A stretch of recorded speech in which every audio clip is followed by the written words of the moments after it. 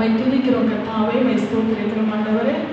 கர்த்தாவே, இந்த நாளிலும் கூட உடைய கிருபையுடைய மகிமைகள் மத்தியில் விளங்க பண்ணி உடைய நாமத்துக்குரிய அந்த மகிமைகளுக்கு நீ வெளிப்படுத்துவீராக. உடைய வார்த்தைகள் இந்த மத்தியிலே வெளிப்படும். இயேசுவின் நாமத்தில் ஜெபிக்கிறோம் பிதாவே, ஆமென். நாம் அதிகமாக கர்த்தருடைய வருகை குறித்து நம்முடைய சபையில் நாம் கேட்டுக்கொண்டிருக்கிறோம். இன்றைய காலகட்டத்திலே கர்த்தர் எதிர்பார்ப்பதும் ஆவியானவர் எதிர்பார்ப்பதும் இந்த மணவாளனுக்குரிய வருகைக்கால் நாம் ஆயத்தப்பட வேண்டும் என்பதுதான். மணவாளனுக்குரிய காரியத்திலே நாம் ஆயத்தப்பட வேண்டும் என்பதுதான் ஆண்டவர் நம்மிடத்திலே எதிர்பார்க்கிற ஒரு காரியமாக இருக்கிறது. இந்த காரியத்திலே நாம் கர்த்தருடைய பலத்தை நிற்க வேண்டும். கர்த்தருடைய வருகைக்குள்ளாய் நாம் நிற்க வேண்டும். கர்த்தருடைய வருகையை நாம் ஆயத்தமாக வேண்டும். அப்படி நாம் ஆயத்தப்படும் பொழுது கர்த்தர் நிச்சயமாகவே நம்மை அவருடைய ராஜ்யத்திற்கு மகிமையுள்ளவர்களாய் நம்மை மாற்றுகிறவர்களாக இருக்கிறார். இல்லையா? இன்றைக்கும் நாம் எடுத்து வாசிக்கலாம். யோவேல் எழுதின தீர்க்க தரிசன புஸ்தகம் 2ஆம் அதிகாரம் 16ஆம் வசனம். யோவேல் 2:16.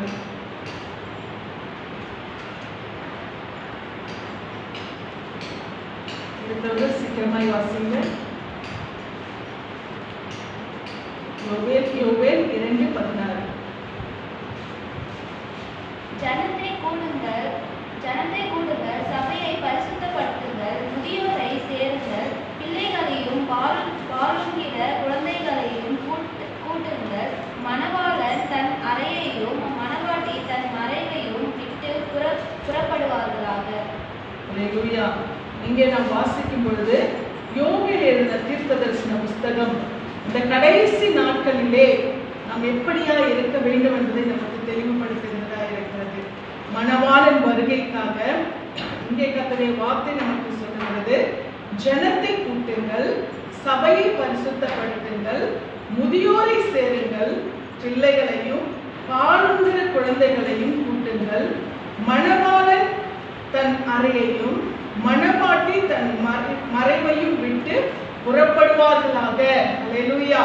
இங்கே இந்த கடைசி நாட்களில் கர்த்தர் நம்மோடு கூட பேசுகிற வார்த்தை, ஜனத்தை கூட்டுங்கள், சபையை பரிசுத்தப்படுத்துங்கள். இன்றைக்கு கடைசி நாட்களிலே கர்த்தர் எதிர்பார்க்கிற காரியம் என்ன தெரியுமா? ஜனத்தை கூட்டுவது. இப்ப நமக்கு ஆண்டவர் நமக்கு பாஸ்டர் பேசும்போது சொன்னார், தேவனுடைய பிள்ளைகள் நாம் என்ன பண்ணணுமா? ஆத்துமக்களை ஆதாயப்படுத்த வேண்டும் என்ற ஒரு காரியத்தை நம்மோடு கூட சொன்னார். இது ஒவ்வொரு விசுவாசிகளுக்கும் விழுந்த கடமையா இருக்கிறது. ஒவ்வொரு விசுவாசிகளுக்கும் கர்த்தர் கொடுக்கிற ஒரு முக்கியமான ஒரு காரியமா இருக்கிறது. இப்ப நாம் இந்த காரியத்தை தேவனுடைய ராஜ்யத்துக்காக நம்ம என்ன பண்ணணும்? செயல்படுத்துகிறவர்களா இருக்க வேண்டும். ஜனத்தை கூட்டுகிறவர்களா இருக்க வேண்டும். சபையை பரிசுத்தப்படுத்த வேண்டும். அல்லேலூயா. சபையினுடைய நோக்கம் என்ன தெரியுமா? பரிசுத்தமாகுதல், பரிசுத்தப்படுத்துதல். எப்படி வேண்டுமானாலும் சபையிலே ஆராதிக்க வேண்டும் என்பது அது சபை அல்ல. அது தேவன் வாசம் பண்ணுகிற இடம் அல்ல. எப்படி வேண்டுமானாலும் நாம் வரலாம், எப்படி வேண்டுமானாலும் ஆராதிக்கலாம், எப்படி வேண்டுமானாலும் நாம் பேசலாம், எப்படி வேண்டுமானாலும் நாம் நடக்கலாம், எப்படி வேண்டுமானாலும் நாம் செயல்படலாம் என்பது அது சபை அல்ல.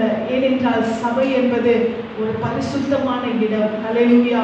ஏனென்றால் கர்த்தருடைய வார்த்தை சொல்லுகிறது, பரிசுத்த அலங்காரத்துடனே கர்த்தரை தொழுது கொள்ளுங்கள். அப்ப இந்த பரிசுத்த அலங்காரம் என்று சொல்லும் பொழுது நாம் நினைத்துக் கொள்ளுகிறோம், பரிசுத்த அலங்காரம் என்பது நம்ம அடுத்த வாரத்துல இருந்து என்ன பண்ணணும்? வெள்ளை ட்ரெஸ் போட்டுட்டு வரணும் அப்படின்னு சொல்லிட்டோம். இல்ல நம்ம வெளி தோற்றத்திலே நம்ம அப்படியே பரிசுத்தமாய் காண்பிப்பதற்கு என்னவெல்லாம் செய்ய வேண்டும், அதுதானே பரிசுத்த அலங்காரம் அப்படின்னு சொல்லிட்டு நாம நினைக்கிறோம். நாம் வெண்வஸ்திரம் தரிப்பது என்பது அது நம்முடைய விருப்பம். என்னது? நாம் என்ன உடுத்துகிறோம் என்பது அது நம்முடைய விருப்பம். நம்ம எப்படிப்பட்ட ஆடைகள் நாம் உடுத்தி நாம் தேவனை ஆராதிக்கிறோம், அதாவது அது எதுவுமே என்ன பண்ணணும்? ஆண்டவர் சொல்லியிருக்க சகலமும் கிரமமும் நல்லொழுக்கமா இருக்கும். அது நமக்கு கண்டிப்பா தேவை. ஆனால் நம்ம வெள்ளையை உடுத்தி தான் நம்ம ஆராதிக்கணும் அப்படின்றது எனக்கு பிடிச்சிருக்கு, நான் போட்டுக்கிறேன். இதுதான் இல்லையா? எனக்கு ஆராதனையில வெண் வஸ்திரம் தரிப்பது எனக்கு பிடிக்கும். அதனால எல்லாரையும் நான் போட்டுட்டு வரணும் நான் சொல்ல முடியாது இல்லையா? அப்ப இந்த பரிசுத்த அலங்காரம் என்பது இது வெண் வஸ்திரம் தரிப்பதல்ல, இது நம்முடைய உள்ளான அலங்காரம்.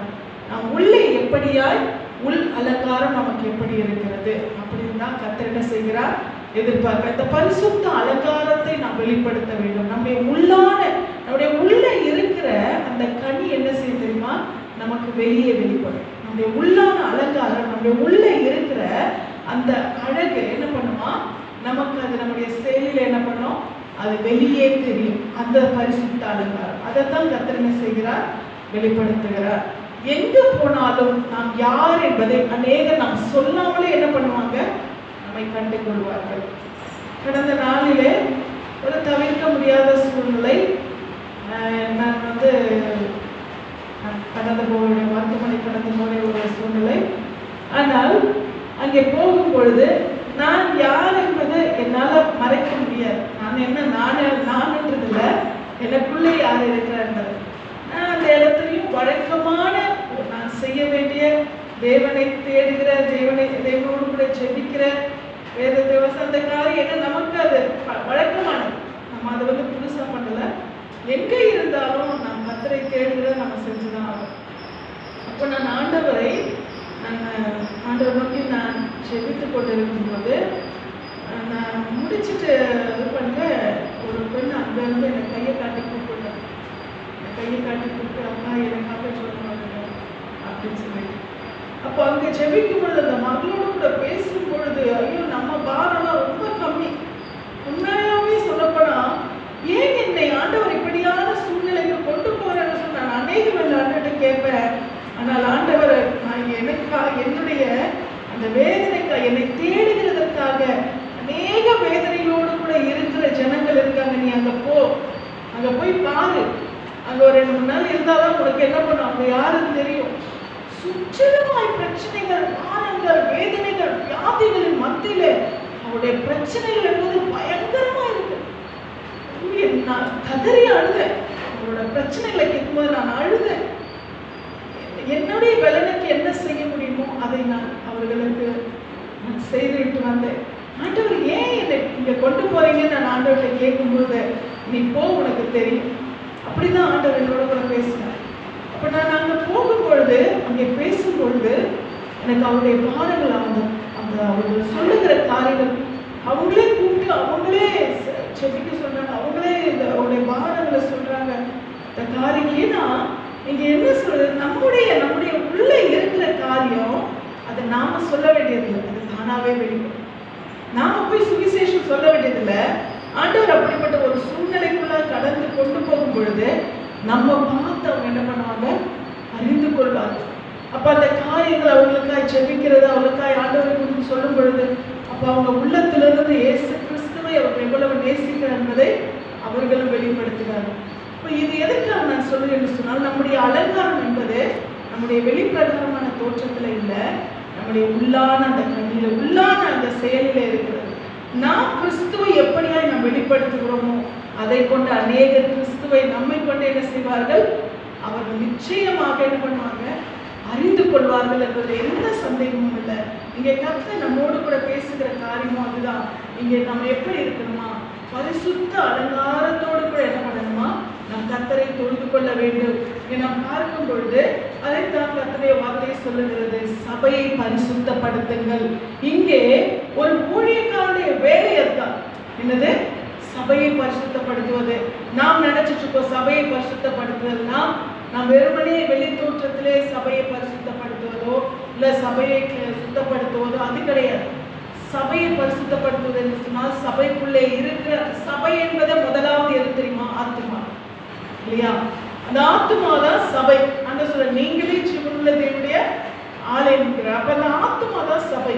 அப்ப அந்த சபையை என்ன பண்ணணுமா, பரிசுத்தப்படுத்த வேண்டும். அந்த பரிசுத்தம் எங்கே நடக்கிறது, இந்த சபைக்குள்ளே நடக்கிறது. அல்லேலூயா. தேவனை ஆராதிக்கிற சபைகள் எதெல்லாம் இருக்கிறதோ, தேவனை ஆவியோடும் உண்மையோடும் ஆராதிக்கிற சபைகள் எதெல்லாம் இருக்கிறதோ அங்கே என்ன இருக்கிறது, இந்த பரிசுத்தப்படுத்தல் இருக்கிறது. அதனாலதான் இங்கே இருக்கிற தேவனுடைய ராஜ்யத்துக்காய் வழிநடத்தலுடைய காரியம் என்னது, ஒன்னே ஒண்ணுதான். எது, சபையை பரிசுத்தப்படுத்துவது. அல்லேலூயா. ஒரே ஒரு வேலை என்னது, சபையை பரிசுத்தப்படுத்த வேண்டும். இதுதான் அந்த ஊழியக்காரனுக்கும் ஊழியக்காரனுக்கு கர்த்தர் கொடுத்திருக்கிற வேலை. அப்ப இந்த வேலையை அவர்கள் சரியாய் செய்ய வேண்டும். அதற்குத்தான் அழைத்திருக்கிறார். ஆண்டவர் அதான் சொல்றாரு, நான் உன்னை எதற்காக அழைத்தேனோ நீ என்ன பண்ண, இந்த காரியத்தை நீ தொடர்ந்து செய். அல்லேலூயா. ஆண்டவர் இந்த ராஜ்யத்துக்கான ஒரு ஆயத்தத்துக்காக தான் நீங்க என்ன செய்திருக்க, சபையை வைத்திருக்கிறார். அப்ப அந்த சபை என்ன செய்ய வேண்டும், சபைக்குள்ள என்ன காரியம் நடக்க வேண்டும், பரிசுத்தத்துக்கு கர்த்தருடைய ராஜ்யத்துக்காக ஆத்துமாக்களை பரிசுத்தப்படுத்துகிற இந்த காரியங்களை செயல்படுத்த வேண்டும். அது மாத்திரமல்ல, பிள்ளைகளையும் முதியோரை சேருங்கள், பிள்ளைகளையும் பாலுங்கிற குழந்தைகளையும் கூட்டுங்கள், மணவாளன் தன் அறையையும் மணவாட்டி தன் மறைவையும் விட்டு புறப்படுவார்களாக. அல்லேலூயா. முதியோரையும் பிள்ளைகளையும் பாலுங்கிற குழந்தைகளையும்.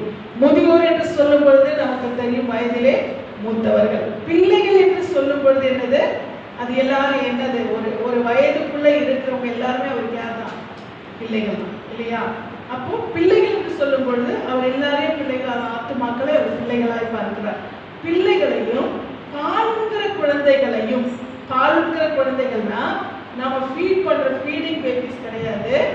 இது எந்த பாலுங்கிற குழந்தைகள் என்று சொன்னால், இப்பதான் ரட்சிக்கப்பட்டு இப்பதான் ஆயத்தமாயிருக்கிறாங்க அப்படின்னு சொன்னா அவர்களை. அல்லேலூயா. இப்போ பிள்ளைகள் என்று சொல்லும் பொழுது நல்லா வளர்ந்த ஆத்துமாக்கள். யாரு? சத்தியத்தை, சபையிலே இருந்து சத்தியத்தை கேட்டுக்கொண்டிருக்கீங்க இல்லையா? அப்ப நீங்க எல்லாம் யாரா இருக்கீங்க? பிள்ளைகளா இருக்கீங்க. சபையில அமர்ந்து கொண்டு நீங்க சத்தியத்தை கேட்டுட்டு இருக்கீங்க. அப்ப நீங்க யாரா இருக்கீங்க? பிள்ளைகள். அப்ப நீங்க பாலுங்கிற குழந்தைகளா இல்ல இல்லையா? பிள்ளைகள் என்ன பண்ணுவாங்க, அம்மா இன்னைக்கு என்ன சமையல், இன்னைக்கு சண்டே வச்ச சிக்கனா மட்டனா இல்லையா, இல்ல பிரியாணி செஞ்சிருக்கேன், பிள்ளைங்க என்ன கேட்பாங்க? அதானே கேட்பாங்க. அவங்க எனக்கு பால் சாதம் வேணும், தயிர் சாதம் வேணும்னு கேட்பாங்களா? கிடையாது. அப்ப பிள்ளைகள் என்ன கேட்பாங்க? அல்ல இன்னைக்கு என்னது, சிக்கன் வேணும், இல்ல மட்டன் வேணும், பிரியாணி. ஏன்னா என்னது, பிள்ளைகளுக்கு திடமான ஆகாரம் வேண்டும். ஏன்னா வளர்ந்துட்டாங்க இல்லையா? பிள்ளைங்க என்ன பண்ணிட்டாங்க, வளர்ச்சாங்க. நம்மள என்ன பண்றோம், பாடுபட்டாவது பிள்ளைங்களுக்கு அந்த ஞாயிற்றுக்கிழமை என்ன பண்றோம், அந்த கறியை செஞ்சு போட்டாதான் நமக்கு என்னது, திருப்தி. கரெக்ட் தானே? எத்தனை பேர் வாங்கி வச்சுட்டு வந்தீங்க, எத்தனை பேர் போய் வாங்க போறீங்க தெரியல.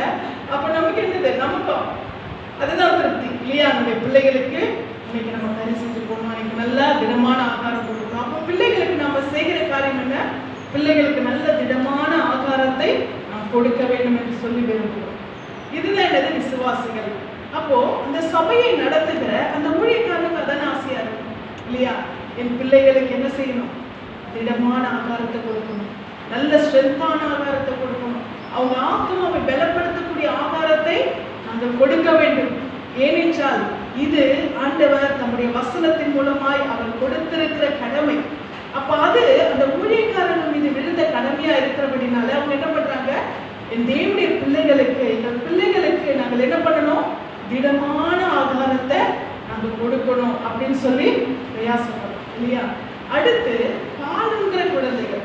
அப்போ பிள்ளைகள் மாத்திரமல்ல, பாலுங்கிற குழந்தைகள். பாலுங்கிற குழந்தைகள் சொல்லும் பொழுது புதிதாய் வருகிற ஆத்துமாக்கள், சபைக்கு புதிதாய் வருகிறவர்கள். அவர்கள் என்னது, இனிமே தான் என்ன பண்ண போறாங்க, இதுவரைக்கும் அவங்க பாலுங்கிற குழந்தைகளாய் காணப்பட்டார்கள். ஆனால் இனிமேல் என்ன பண்ண போறாங்க, அவங்க அதுக்கு பதிலா இனி அவங்க திடமான ஆகாரத்தை எடுத்துக்கொள்ள போகிறார்கள். இனி நல்ல ஸ்ட்ரென்த்தான ஆகாரத்தை நல்ல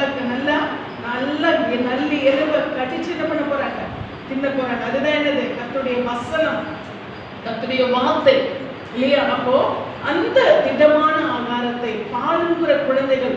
அப்ப நாம புதிதாய் ஒரு ஆத்மா ரட்சிக்கப்பட்டிருக்குமானால் அந்த ஆத்மாவை நம்ம என்ன பண்ணணும், அந்த பாலுங்கிற குழந்தைகளை நம்ம என்ன பண்ணணும், சபைக்கு கொண்டு வருகிறவர்களாய் நாம் இருக்க வேண்டும். புதிதாக ரட்சிக்கப்படுகிற ஆத்மாக்களை, கர்த்தரை அறிந்து கொள்ள வாஞ்சிக்கிறவர்களை, கர்த்தரை இயேசு கிறிஸ்துவை நான் நேசிக்கிறேன் ஆனா எனக்கு போகிறதற்கு ஒரு இடம் வேண்டும், இப்படி வாஞ்சிக்கிறவர்கள் இருக்காது. இல்லை நான் ஒரு நாளைக்கு வரணும் அப்படின்னு விரும்புறாங்க.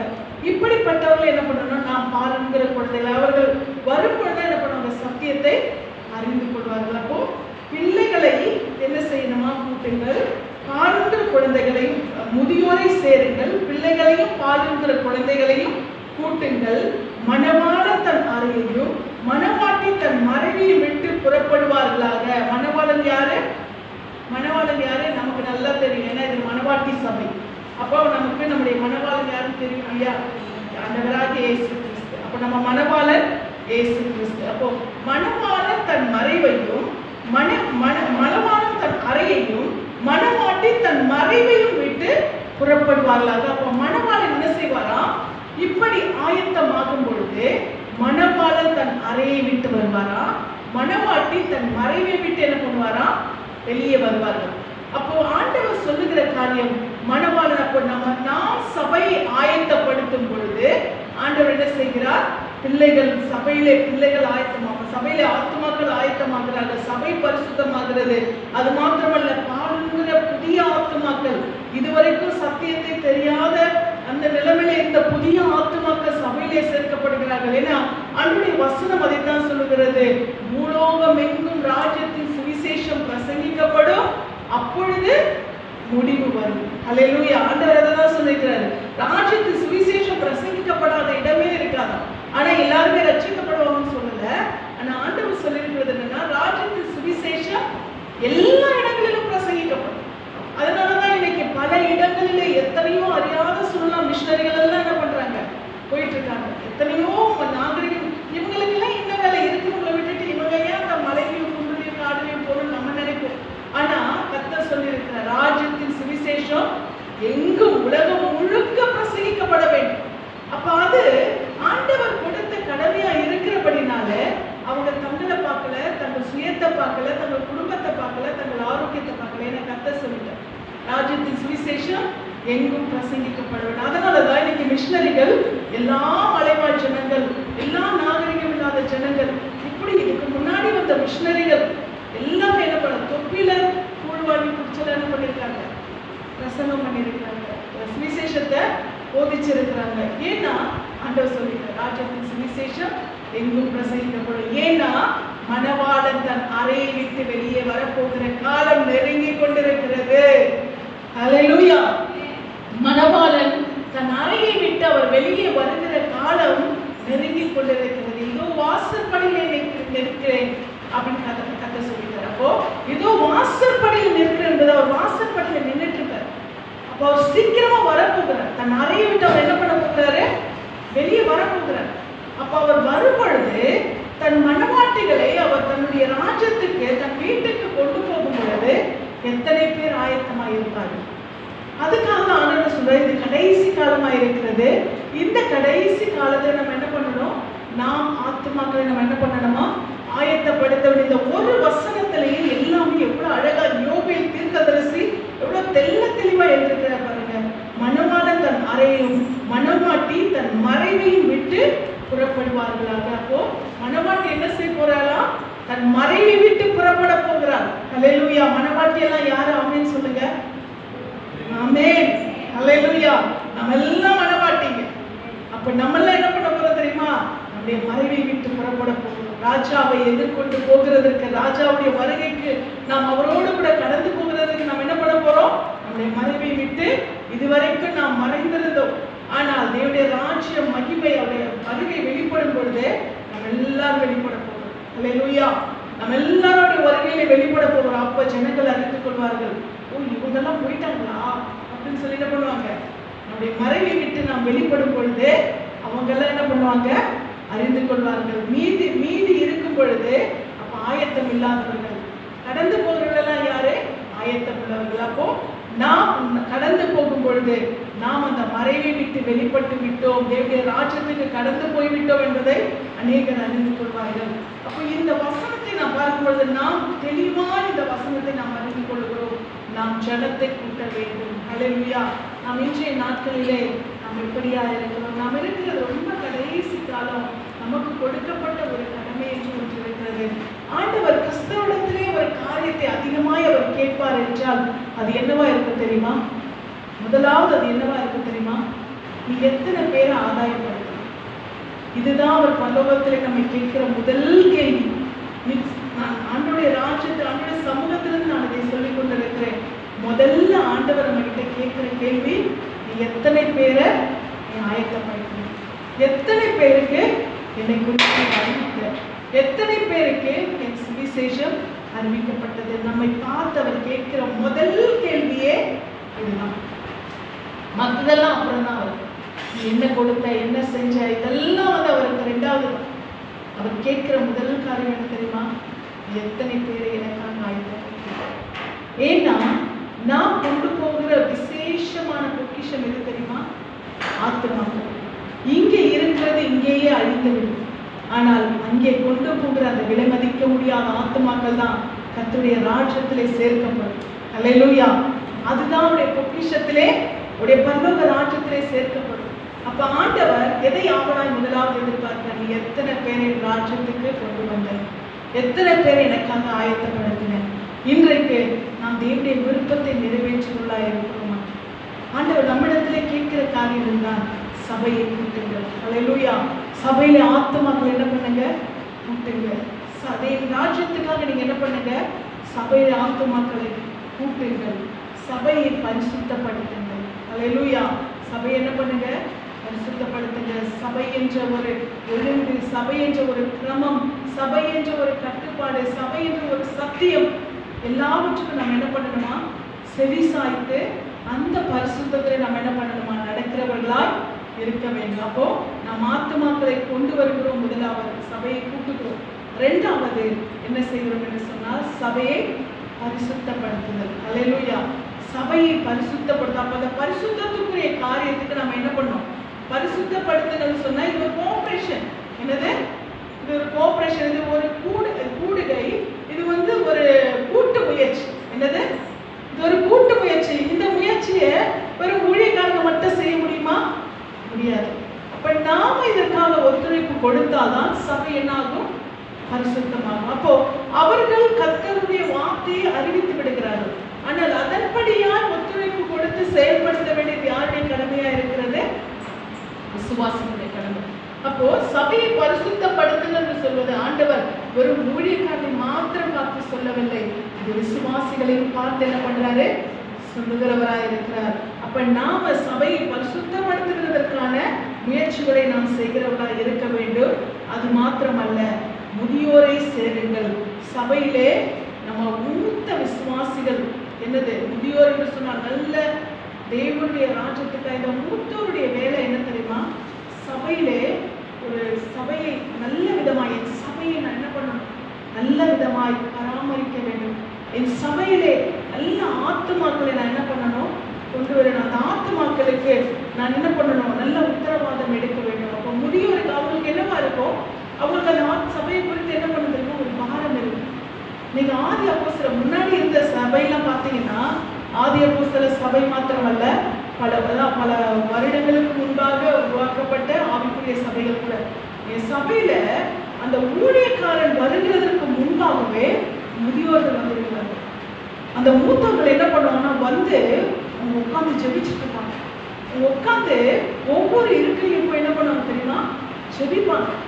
அவங்க போய் ஜெபிச்சு, ஏன்னா அந்த மூத்தோருக்கு ஒரு பாரம், என் சபை பலப்பட வேண்டும், என் சபை என்ன பண்ணணும்? ஸ்திரப்பட வேண்டும். அப்போ அவங்க என்ன பண்ணுவாங்களா? நான் நிறைய வாட்டி என் சின்ன வயசுல இருந்து பார்த்துருக்கேன். என்னுடைய சிறு வயசுல ஒரு பாட்டி மரகதமாக, நான் ஏற்கனவே சொல்லியிருக்கேன் அவங்களை குறிச்சு, அவங்க சபையிலேயே தங்கியிருப்பாங்க. சபையிலேயே இருந்து சபையை பராமரித்து கொண்டு சபையிலே வருகிறவர்களுக்கு என்ன சொல்லணும்? தேவனுடைய சபையை குறித்த அந்த வைராக்கியத்தை அவர்கள் ஊட்டுவார்கள். அவங்க என்ன பண்ணுவாங்க? அவ்வளோ ஒரு வைராக்கியமா இருப்பாங்க. அவங்களை குறிச்சு பேசுவாங்க, என்ன நீ இப்படி இருக்க, ஏன் இப்படி நீ சபைக்கு வராம இருக்க அப்படின்னு சொல்லி என்ன பண்ணுவாங்க? அவங்க கேட்பாங்க. அப்போ ஒரு முதியோர், ஏன்னா அவங்களுக்கு அந்த பொறுப்பு இருக்கு, சபை குறித்த ஒரு ரெஸ்பான்சிபிலிட்டி, ஒரு பொறுப்பு. அதனால தான் சபையில முதியோர் என்ன பண்ணணும்? ரொம்ப தேவை. ஏன்னா முதியோருக்கு ஒரு பக்குவம், எல்லாவற்றையும் என்ன பண்ணுவாங்க? ஒரு பக்குவத்தில் அவங்க என்ன பண்ணுவாங்க? ஏற்றுக்கொள்வார்கள். எல்லாவற்றும் ஒரு பக்குவத்தோடு பார்ப்பாங்க. ஆனா இந்த மற்ற சின்ன வயசுல இருக்கவங்க டப்புன்னு என்ன பண்ணுவாங்க? ஒரு டிசிஷன் எடுத்து அவங்க என்ன பண்ணுவாங்க? சத்தியத்திற்கு செவி சாய்க்க மாட்டாங்க. ஆனால் மூத்தோர் ஒரு நிதானத்தோடு நடந்து கொள்வார். அதனாலதான் சபையில ஆண்டவர் முதல்ல முதியோர்னு சொல்லுவார். அப்போ முதியோருடைய பங்கு சபையில் எப்படிப்பட்டதா இருக்கிறது? ரொம்ப முக்கியமானது.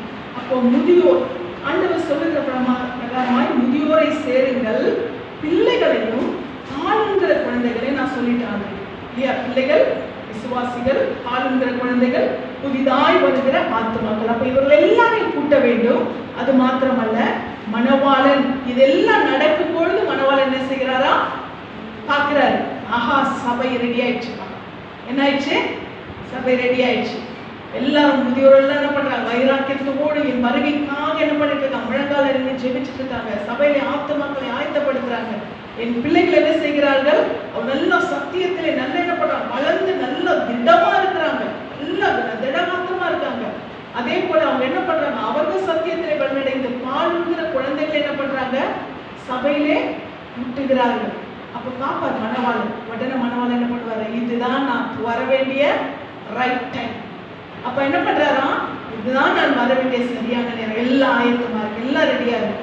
அப்ப ஆண்டவர் ஏன் இன்னும் தாமதித்துக் கொண்டிருக்க, ஒரு வசனம் சொல்லுகிறாங்க, ஒரு வசனம் சொல்றது இப்படியாய், தாமதிக்கிறார் என்று சிலர் எண்ணுகிறபடி அவர் தம்முடைய வருகையை குறித்து தாமதிக்காமல் எல்லா ஜனங்களும் ரட்சிக்கப்பட வேண்டும் என்பதற்காக அவர் என்ன செய்கிறாரா, தாமதித்துக் கொண்டிருக்கிறார். அவர் போய் சொல்ற தேவன் அல்ல, இதோ வரப்பா, சரி நான் இதோ வந்துட்டு நிறைய பேர் சொல்லுவாங்க தெரியுமா, இதோ வந்துட்டு இங்க வந்துட்டு எங்க வந்துட்டு ஒரு 10 நிமிஷத்துல வந்துடுறேன் அவங்க. அப்ப பார்த்தா அப்புறம் பார்த்தா 2 மணி நேரம் ஆகும்.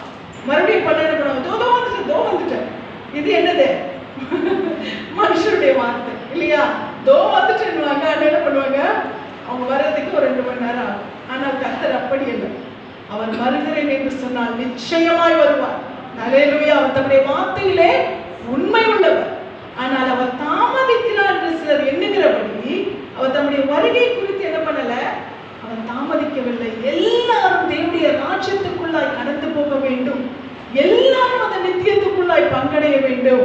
ஐயோ, நான் ஒருத்தரை விட்டுட்டு நான் போகக்கூடாது, ஒருத்தரையும் நான் விட்டுட்டு என்ன பண்ணக்கூடாது, நான் பரலோகத்துக்கு நான் போயிடக்கூடாது, யாரும் மிஸ் ஆகிடக்கூடாது. அதுல அவர் ரொம்ப கான்சியஸா இருக்கார். அதனாலதான் அவர் என்ன பண்ணிட்டு இருக்காரு தெரியுமா, இன்னும் கொஞ்சம் வைக்கணும், இன்னும் கொஞ்சம் ஒரு கொஞ்சம் பேர் கூடட்டுமே, சபை இன்னும் பலவீனமா இருக்கேன், சபை இன்னும் என்ன பண்ண, சத்தியத்துல இன்னும் வளராம இருக்கேன், ஆத்மாக்கள் இன்னும் உறுதி இல்லாம இருக்காங்களே, இன்னும் கொஞ்சம் வைப்பாங்க, இன்னும் வரட்டும், இன்னும் என்ன பண்ணட்டும், என் சபையில இன்னும் மனவாட்டிகள் சேரட்டும், இன்னும் ஆத்மாக்கள் சேரட்டும். மனவாள் தான், ஆனா இருந்தாலும் பெண்ணா இருந்தாலும் மனவாட்டிகள் தான், அவள் தான் மனவாள். அப்போ என் சபையில இன்னும் என்ன பண்ணட்டும், ஆத்மாக்கள் சேரட்டும். அவங்க சேர்ந்த பிறகு நான் என்ன பண்றேன், நான் இன்னும் கொஞ்சம் வெயிட் பண்றேன், சேர்ந்த பிறகு நான் கூட்டிட்டு போறேன். தாமதிக்கிறார் என்று சிலர் எண்ணுகிறபடி அவர் தம்முடைய வருகை குறித்து ஒரு நாளும் என்ன பண்ணல, தாமதிக்கவில்லை. அவர் எப்படியாயும் தம்முடைய ராஜ்யத்துக்கு ஆத்மாக்களை கொண்டு போகணுன்ற ஒரே ஒரு மோட்டிவேஷன் தான், இந்த ஒரே ஒரு நோக்கத்தோடு தான் அவர் என்ன பண்றாரு, இன்றைக்கு காத்து கொண்டிருக்கிறார். அப்போ சபையில இந்த சூழ்நிலைகள் உருவான பிறகு மணவாளன் என்ன பண்ணுவாரா, தன் அறையை விட்டு எழுந்திருப்பார், கம்பீரத்தோடு எழுந்திருப்பார், வந்து வாசப்படியை நிற்பார், வெளியில வருவார், மணவாட்டியை நான் உனக்காக ஆயத்தப்படுத்திருக்கேன், நித்திய ராஜ்யத்துக்கு வா அப்படி சொல்லி என்ன பண்ணுவாரு, நம்மை வந்து அழைத்து கொண்டு. இப்போ மணவாளன் என்ன பண்ணுவாராம், அவர் தன் அறையை விட்டு புறப்பட்டு விடுவார். அல்லேலூயா. அவர் தம் அறையை விட்டு புறப்பட்டு ஆயத்தமா இருக்க தன்னுடைய மணவாட்டிகளை அவர் அழைத்து கொண்டு போவார். அது மாத்திரமல்ல, மணவாட்டி தன் மறைவையும் விட்டு புறப்படுவாள். அப்ப மணவாளன் வந்துட்டாருன்னதும் மணவாட்டி எப்படி இருப்பா, ரெடியா இருப்பா. அண்ணன் சொல்றாரு, ஏற்கனவே சொல்லிட்டாரு, நான் இரவிலோ நடுஜாமத்திலோ மத்தியானத்திலோ எப்போ வேணாலும் திருடன் வருகிற விதமாக நான் என்ன வருவேன். அது யாருக்கு தெரியும் தெரியுமா, யாருக்கு தெரியும், மணவாட்டிக்கு தெரியும். அல்லேலூயா. அதனால மணவாட்டி என்ன பண்ணுவானா, எப்போ வேணாலும் என் மணவாளன் வந்துருவார்னு சொல்லி இங்க என்ன செய்வாளாம், மணவாட்டி தன் மனைவி விட்டு புறப்படுகிறதற்கு அவள் ஆயத்தமாகி விடுவாள். ஏன்னா என் மணவாளன் என்ன பண்ணிட்டாரு, சொல்லிட்டார், எப்பொழுது வேண்டுமானாலும் அவர் வருவேன்னு சொல்லிட்டாரு, அவர் நிச்சயமாய் வருவார் என்று சொல்லி அந்த மணவாட்டி என்ன பண்ணுவாளாம், தன் மறைவை விட்டு அவள் ரெடியா இருப்பாள். தன் மறைவை விட்டு அவள் வெயிட் பண்ணிட்டு இருப்பாளாம், எப்போ என் மணவாளன் வரப்போகிறாரு, நான் எப்போ புறப்பட போறேன்னு சொல்லி அவள் அந்த வருகைக்காக ஆயத்தமாயிருப்பாள். அந்த ஒரு வசனம் உங்களுக்கு தேவனுடைய வருகையை குறித்து எவ்வளவு தெளிவாய் சொல்லிட்டு பாருங்க. மத்திய 24:27 எனக்கு வாசிச்சீங்கன்னா நாம் தீவிரமாய் வாசித்து முடிக்கலாம். மத்திய 24:27.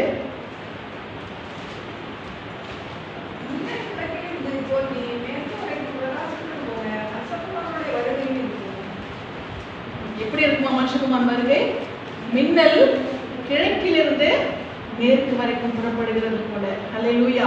அப்போ மனுஷகுமாருடைய வருகை எப்படியா இருக்கிறது என்று சொன்னால், மின்னல் கிழக்கிலிருந்து தோன்றி மேற்கு வரைக்கும் பிரகாசிக்கிறது போல மனுஷகுமாருடைய வருகையும் இருக்கும். அப்போ மின்னல் கிழக்கிலிருந்து மேற்கு வரைக்கும் பிரகாசிக்கிறது போல என்ன பண்ணுமா, மனுஷகுமாருடைய வருகை காணப்படும். கிழக்குல ஒரு மின்னல் தோன்றினா எப்படி பண்ணும், எப்படி மின்னல் வரும், சடக்கு வரும் இல்லையா? மின்னல் எப்படி வரும், சடக் ஃபிராக்ஷன் ஆஃப் செகண்ட்ல அந்த மின்னல் கிழக்கிலிருந்து மேற்கு வரைக்கும் புறப்படுகிறது போல அவர் எவ்வளவுக்கு எவ்வளவு தாமதித்தாரோ அவ்வளவுக்கு அவ்வளவு ஒரு வரும்பொழுது எப்படி தெரியுமா, ஒரு செகண்ட்ல முடிஞ்சிடும் வருகை. ஒரு நொடி பொழுதுல அவருடைய வருகை முடிந்துவிடும். எவ்வளவுக்கு எவ்வளவு தாமதிக்கிறாங்க நினைக்கிறோமோ அவ்வளவுக்கு அவ்வளவும் அவருடைய வருகை வரும் பொழுது அது ஒரே செகண்ட்ல நடந்து முடிஞ்சிடும். அல்லேலூயா. யோசிச்சு பாருங்க, வராருன்றாங்க, எங்க வராருன்னு யோசிக்கிறோம். ஆனா அவர் வருகை வருவது எப்படி இருக்குமா, நொடி பொழுதுல செகண்ட்ல முடிஞ்சிருமா, வந்து போயிட்டா இருக்குவாங்க. அப்ப யோசிச்சு பாருங்க எப்படி இருக்கும்னு சொல்லிட்டு. இப்ப நாம் அந்த வருகைக்கு எப்படியா இருக்கும்? ஆண்டவருடைய வருகை இவ்வளவு தீவிரமா இருக்கிறது. அவர் வருகிறது தாமதிக்கிறதா இருக்கலாம், அவர் வருகை தாமதிக்கிறதா இருக்கலாம். ஆனால் வருகிற அந்த தருணம் ஒரே செகண்ட்ல என்ன பண்ணிடும், நடந்து புரிஞ்சிடும். அப்ப தேவ பிள்ளைகள் நாம் அநேக பாடுகளுக்குள்ள, சூழ்நிலைகளுக்குள்ள, உபத்திரவங்களுக்குள்ள, சஞ்சலங்களுக்குள்ள நாம் கடந்து போய் கொண்டிருந்தாலும் இந்த பாடுகளின் மத்தியிலே நாம் அவருடைய வருகைக்காக நம்மை ஆயத்தப்படுத்திக் கொண்டே இருக்க வேண்டும். அல்லேலூயா. நம்மை அவருடைய ராஜ்யத்துக்காக நம்ம என்ன பண்ணணும், நம்மை ஆயத்தப்படுத்திக் கொண்டே இருக்கணும். ஏன்னா அந்த ஒரு நாள் மிஸ் பண்ணிட்டோம்னா, ஒரு நாள் கூட இல்லை, எப்படி அது ஒரு நொடி, ஒரு செகண்ட்.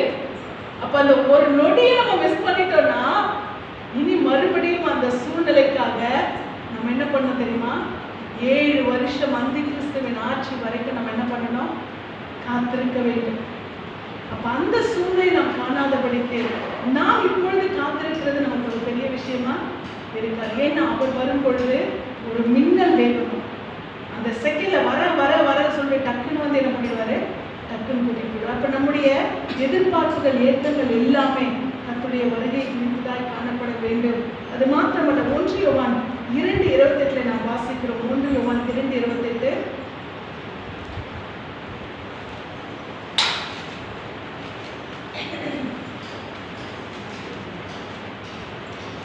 1 யோவான் 2:28.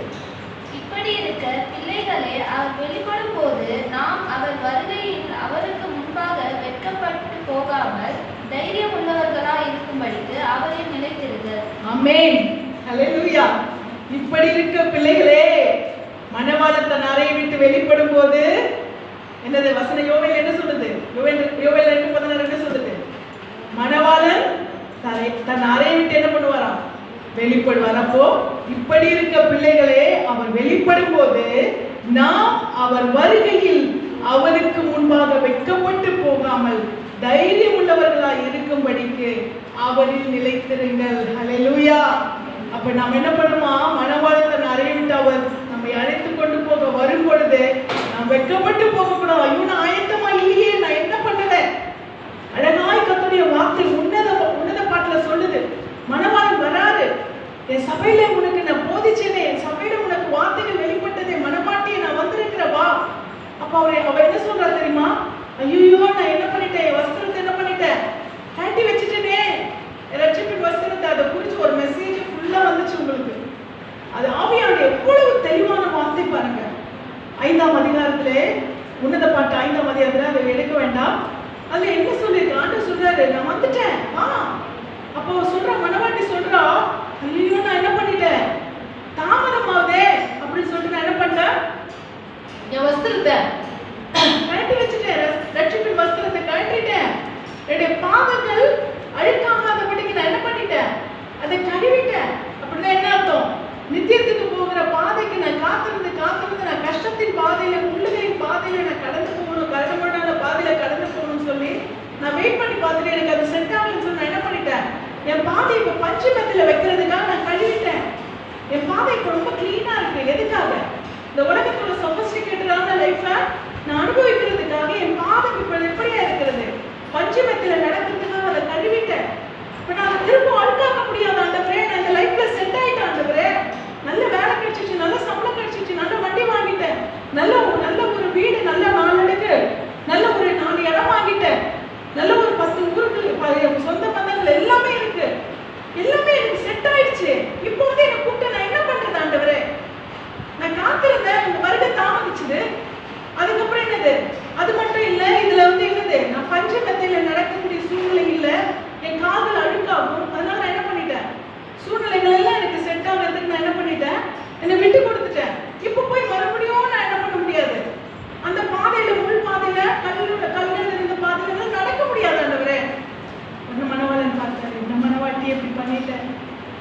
என்ன பண்றாரு?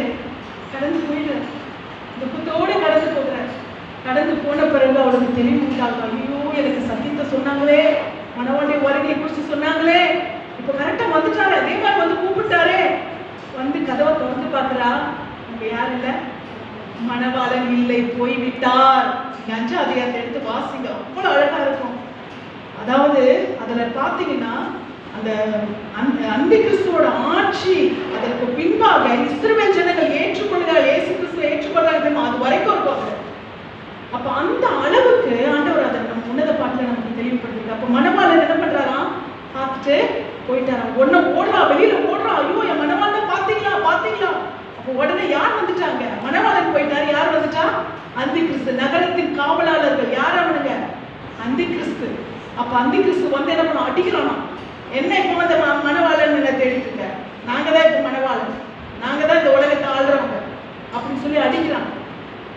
என்னாச்சு? ஒரு மணவாளன் வரும்பொழுது வாய்ப்பை இழந்து விட்டான். சத்தியம் எவ்வளவு அழகா இருக்கிறது பாருங்க. அப்ப ஆண்டவர் அவருடைய வருகை வரும்பொழுது நாம் அதுல என்ன பண்ணணுமா?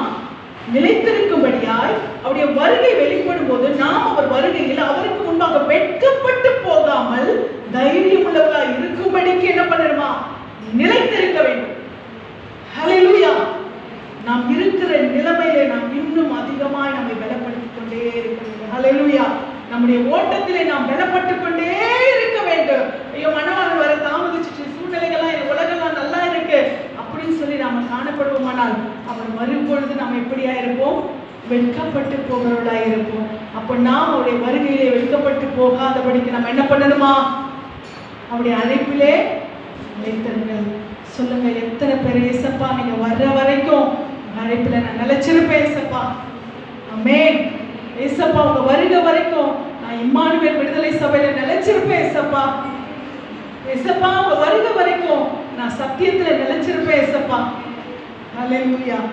எத்தனை பேர் இந்த சத்தியத்துல நிலைத்திருக்கிறீர்களோ நிச்சயமாய் கர்த்தர் அவருடைய ராஜ்யத்துக்காய் நம்மை தகுதியுள்ளவர்களாய் மாற்றுகிறார்.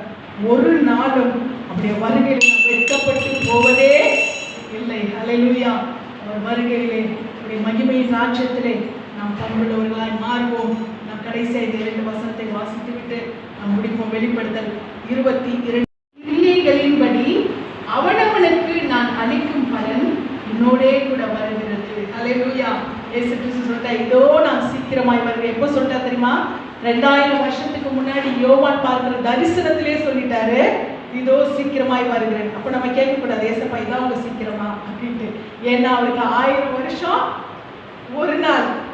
அப்போ அவருக்கு 2000 வருஷம் எத்தனை நாள்?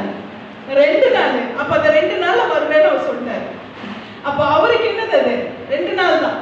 நமக்கு அது என்னவா இருக்கும்? 2000 வருஷத்துக்கு மேல இருக்கும். ஆனால் அவருக்கு என்னவா இருக்கிறது? அது 2 நாட்கள். அப்ப இதோ சீக்கிரமாய் வருகிறேன்னு சொல்லி அவர் சொன்னது கரெக்ட் தானே? அப்ப அவருக்கு 1000 வருஷம் ஒரு நாள் தானே? அப்ப ஆண்டவர் சொல்லுகிற பிரகாரமாய் அவர் இதோ சீக்கிரமாய் வருகிறேன்னு சொன்னது, அவர் சீக்கிரமாய் வரப்போகிறார் என்று அர்த்தம். அப்போ சீக்கிரமாய் வரப்போகிறார் என்று சொல்லுகிறவர் அந்த சீக்கிரமாய் இந்த நாட்களுக்குள்ளே அவர் வரப்போகிறதை தான், இந்த 2000 வருஷங்கள் இல்லை இருக்கிற கொஞ்ச நாட்களுக்குள்ளே அவர் வருவேன் என்பதை தான் அவர் என்ன சொல்லியிருக்கிறார்? இதோ சீக்கிரமாய் வருகிறேன். அவனவனுடைய கிரியைகளின்படி அவனவனுக்கு நான் அளிக்கும் பலன் என்ன செய்கிறதா?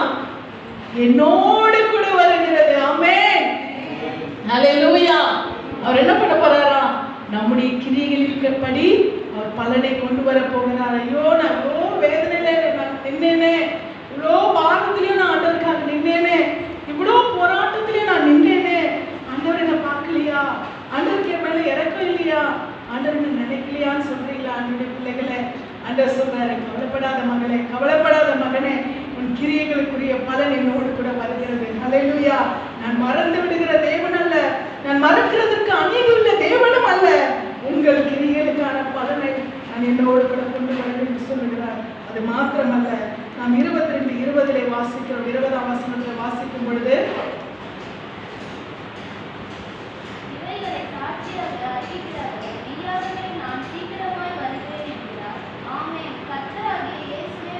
ஆமென். இவைகளை சாட்சியாக அறிவிக்கிறவர் மெய்யாகவே நான் சீக்கிரமாய் வருகிறேன் என்கிறார். ஹல்லேலூயா. மெய்யாகவே என்று சொன்னால் என்னது? என்னது? கன்ஃபார்ம். நிஜம். நான் ஏற்கனவே சொல்றேன், அந்த மெய்யாகவே என்று இயேசு கிறிஸ்து எங்கெல்லாம் பயன்படுத்துகிறாரோ அது மிக மிக மிக திட்டமான ஒரு காரியம். அப்ப இயேசு கிறிஸ்து சொல்றார், மெய்யாகவே நான் சீக்கிரமாய் வருகிறேன். ஹல்லேலூயா, ஆமென். கர்த்தராகிய இயேசுவே வாரும். ஹல்லேலூயா, நாம் சொல்லுவோமா? ஆமென். கர்த்தராகிய இயேசுவே வாரும். இதோ உம்முடைய மனவாட்டி நான் ஆயத்தமாய் இருக்கிறேன். மனவாளனுக்காக ஆயத்தப்படுகிற சபையிலே நான் என்னை ஆயத்தப்படுத்திக் கொண்டிருக்கிறேன். நீங்க எப்ப வருவீங்களோ, நீங்க வரும்பொழுது நான் உம்முடைய வருகையிலே உம்மோடு கூட வருவேன் என்று சொல்லி நம்ம ஒப்பு கொடுப்போமா? நிச்சயமாகவே அவர் வருகையிலே நாம் வெட்கப்பட்டு போவதில்லை. மனவாளன் நம்முடைய வருகையிலே நம்மை மனவாட்டிகளாய் அவர் கொண்டு போக போகிறார். எந்த சூழ்நிலைகள் இருந்தாலும் நாம் சபையிலே நாம் தேவனுடைய பலங்களை நாம் நிற்போம். நம் ஆத்துமாக்களை ஆதாயப்படுத்துவோம். நாம் சபையை பரிசுத்தப்படுத்துவோம். நம்ம எல்லாரும் ஒன்று கூடி அந்த தேவனுடைய ராஜ்யத்துக்கு போவோம். ரொம்ப ஆசைப்பட்ட எங்க கூட யாரெல்லாம் இருக்காங்களோ அவங்க எல்லாம் என்ன பண்ணணும்? தேவனுடைய ராஜ்யத்துக்கு கொண்டு போகணும்னு. ஆனா எத்தனை பேர் கொடுத்து வச்சாங்க, எத்தனை பேர் கொடுத்து வைக்கலன்னு ஆண்டவர் பார்த்துட்டு இருக்காரு. அல்லேலூயா, கர்த்தருடைய நாமத்துக்கு மகிமை உண்டாவதாக.